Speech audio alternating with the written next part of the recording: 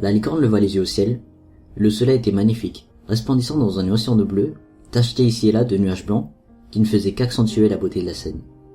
Les cloches retentissaient depuis le palais, et dans tout le pays, et leur sang clair et pur donnait à la Violette une irrésistible envie de sourire.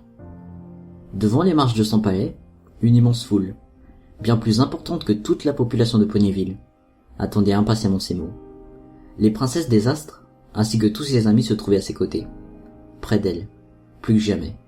Parmi les visages présents, aucun n'affichait autre chose qu'un sourire, bienveillant pour certains, ravi pour d'autres, et parfois même les deux. Sa robe était superbement taillée. Rarity s'était vraiment surpassée pour cette occasion unique. Et voilà, elle y était. Cet instant qui l'avait tellement effrayé ces derniers jours. Tant de pression s'était accumulée. Toute cette panique dans les derniers instants, alors qu'elle ne trouvait pas son texte pour son discours. Et pourtant, maintenant, elle y était. Ses mentors, les deux princesses, ex-princesses désormais, venaient d'adresser leurs dernières paroles en tant que régente légitime d'Equestria.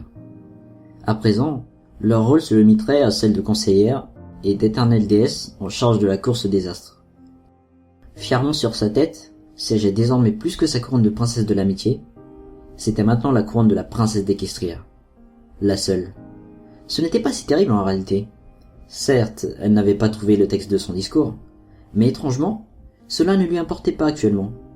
Ses amis étaient là, tous, sans exception, et elle savait qu'avec eux, rien n'était impossible. Elle baissa les yeux sur la foule, passant longuement son regard sur chacun des poneys présents. Avec un visage serein et bienveillant, du dirigeant fier et heureux de ses sujets, de cette confiance et du magnifique, bien que lourd, devoir qu'elle incarnait désormais. Et les mots qu'elle prononça restaient gravés à jamais dans leur mémoire, mais aussi dans le cœur et dans l'histoire. Je n'ai jamais rêvé de devenir une princesse, même étant petite. J'étais déjà bien trop occupée à lire mes livres pour avoir ce genre d'ambition. Tout au plus, réussir mes études pour faire plaisir à mes parents et pour moi-même.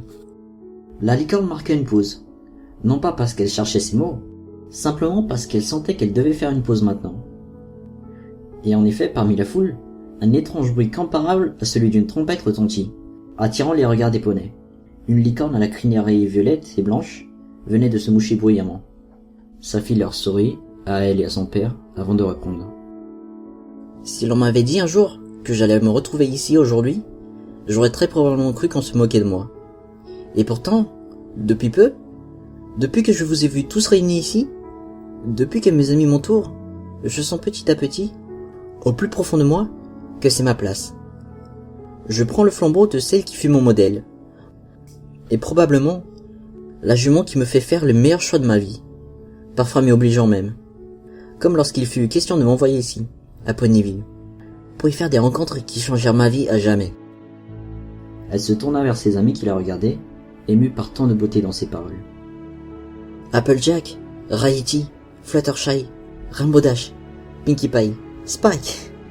Voudrez-vous bien m'aider tout au long de cette importante mission, qui serait de gouverner Equestria?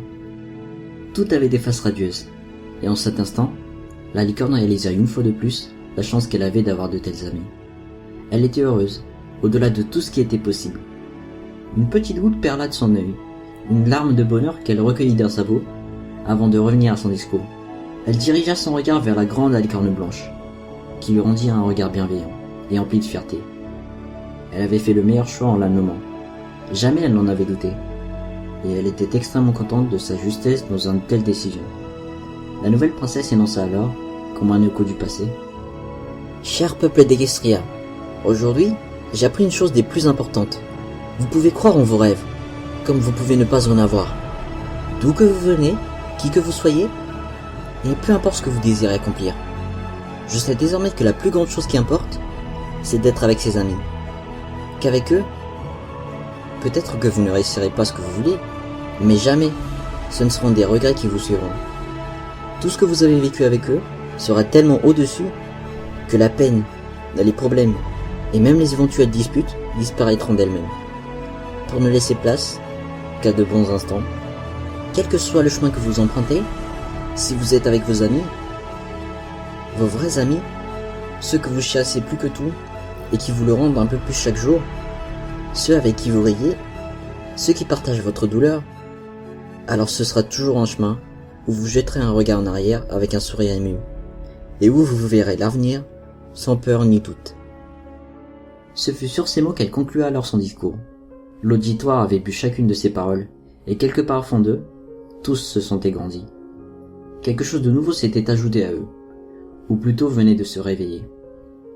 Comme s'ils avaient toujours su cela, mais qu'ils ne s'en étaient jamais rendus compte. Chacun avait vibré au son de ses paroles. C'est alors que l'ancienne princesse du soleil se pencha vers son ancien élève. « Puis-je dire quelques mots, votre majesté ?» La violette s'émut un peu, et répondit. « Vous en aurez toujours le droit. Toujours. » La licorne se redressa alors, prononçant. « Les paroles de la princesse Toilette sont de loin les plus belles et les plus sages que j'ai pu entendre. Je pense que chacun d'entre vous se rende compte, ou alors commence à comprendre, si ce n'est pas le cas, quelle magnifique princesse elle fait déjà. Ma sœur et moi-même avons évoqué la raison de notre abdication. Mais il y a autre chose, de bien différent.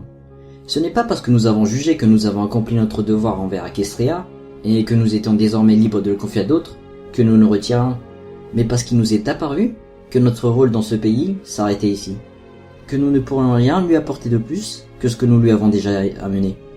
Equestria a eu besoin de nous lors de ses crises les plus graves, pour redevenir un pays paisible et heureux.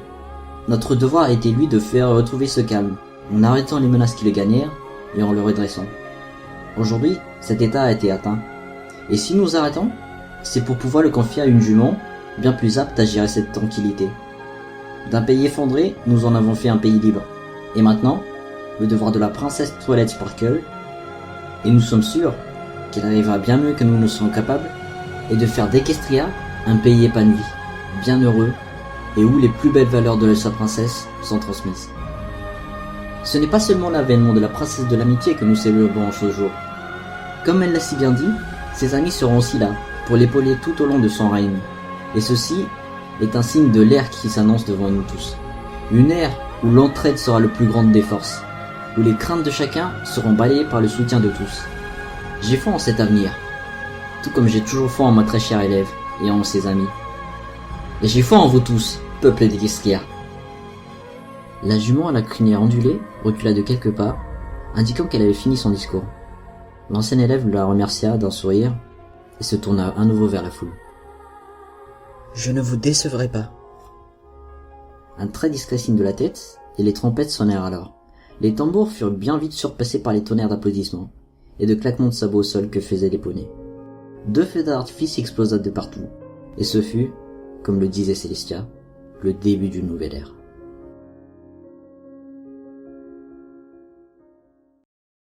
Alors, ça te plaît? Ça te plaît? Ça te plaît? Ça te plaît? Est-ce que ça te plaît, dis? Honnêtement, je pense que ça ferait une très bonne histoire. Même si je doute être capable d'un tel discours. Surtout en improvisation. D'où est venue cette idée, Pinky? Eh bien, je me disais, Cadence dirige l'Empire de Cristal parce que Célestia l'a nommé là-bas. Alors qu'est-ce qui se passerait si elle nommait quelqu'un à la tête d'Equestria? Et si c'était Twilight? J'y ai pensé, et encore pensé, et j'ai voulu faire quelque chose. Gumi m'a aussi aidé. En tout cas, ce que tu as écrit est très beau. C'est même exactement ce que je ressens. Merci Pinky. Ça me rend très heureuse de savoir que tu me connais aussi bien. Et je suis également surpris de savoir que tu écris parfois. Entre nous, c'est surtout Gumi qui aime bien écrire.